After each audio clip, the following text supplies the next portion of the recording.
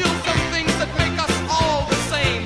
You, me, them, everybody, everybody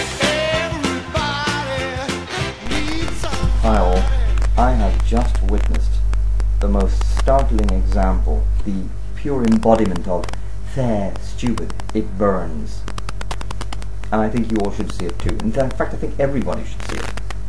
It is a graphic example of the fusion of arrogance and ignorance that is the bedrock that religion rests upon. See it and weep. And I'm just convinced, I know beyond the shadow of a doubt, this orange right here is the first cousin of somebody's pet cat.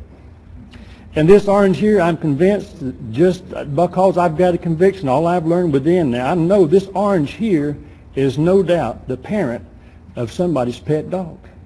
And I wondered, would you agree with me, Commissioner, these are related to human beings? You know what? I've read, and I'm happy to report, that evolution supports my belief that these oranges are in fact related to human beings. Amen. In 1859, in fact, Charles Darwin wrote in his book called Origin of Species, he wrote on page 176 something that proves that I'm telling you the truth. He said, "It's a truly wonderful fact that all animals and all plants throughout all time and space are related to each other." So you see, I have irrefutable evidence that these oranges are in fact related to somebody's pets. And if you don't believe that, well, deep down inside, you really don't believe in evolution. Now, in fairness, you'd be hard-pressed to script this stuff. It is as perfect an example of the argument from incredulity as I've ever seen. It's an absolute classic. This guy just finds it really hard to accept that humans are part of the natural order. And for a moment, just for a tiny moment, I had an insight into where he was coming from.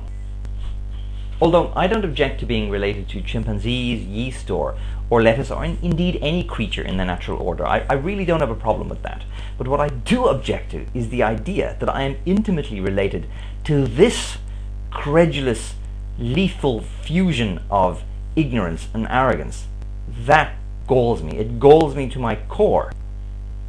And I accept the evidence with grinding teeth and bad grace and deep reluctance that my DNA and the DNA of Dallas Ellis are practically indistinguishable from each other. Now that hurts. That burns. And frankly, it worries me.